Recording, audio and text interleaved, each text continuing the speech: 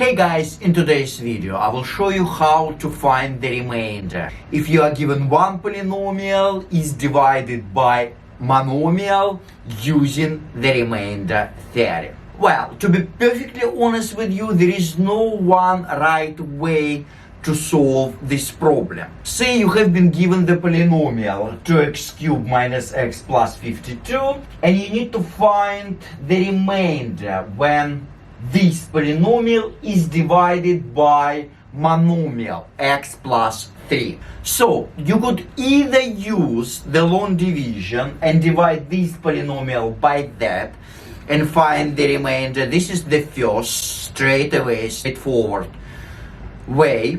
Second way, or you could use the synthetic division and divide this polynomial by that, using the synthetic division. It would be fast, it would be surefire way. And by the way, I do have a separate videos on synthetic division and long division for polynomials. I will just link them down below in the description box, and if you're up to this, go ahead and check it out.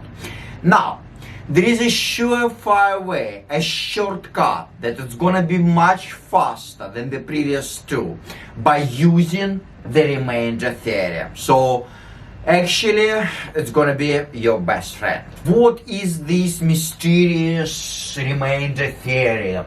The remainder theorem asserts if you are given any polynomial, let's call it p of x, and if this polynomial is divided by the monomial, let's say x minus t, where t is a constant, is a fixed constant, a fixed number, any number. So then the remainder, let's call it r, could be found by taking this t and plug it into polynomial everywhere instead of x. Basically, all you do, you take the opposite version of t, so you want to switch the sign, and you plug in, you sub into x everywhere x appears in your polynomial.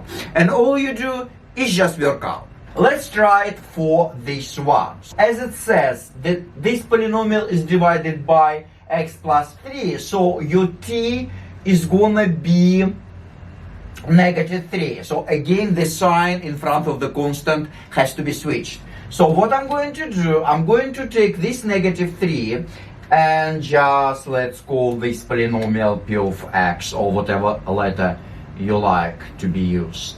And I'm going to take negative 3, so the opposite one, the opposite of this 3, and I'm going to plug it in, sub into x everywhere x appears in my polynomial. So basically all you do, you find p of negative 3.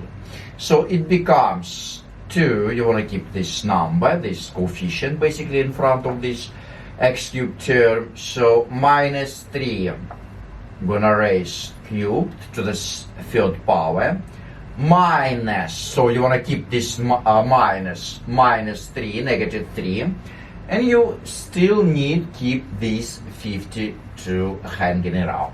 And all you do is just figure out what it's gonna be.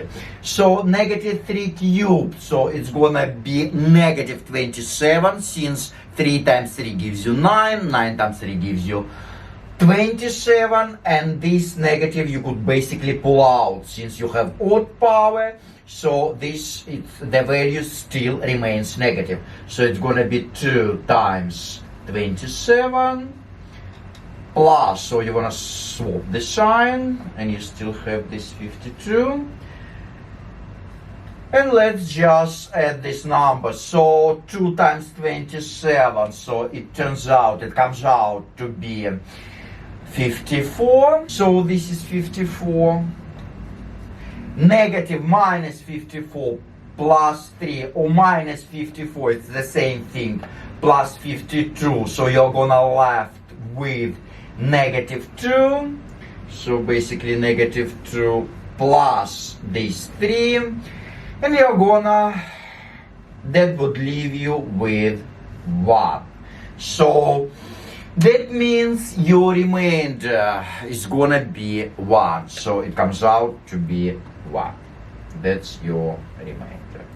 Alright, it's fast, it's quick, and it's easy. And I like easy. Alright, I hope it has been helpful to you. Huge thanks for watching and training your brain. I know everyone hates math, but if you like my video, please hit this like, share with your friends, leave the comments down below, and be sure to smash that subscribe button if you haven't, so you will not miss out my new videos. It's math, but if you like my video,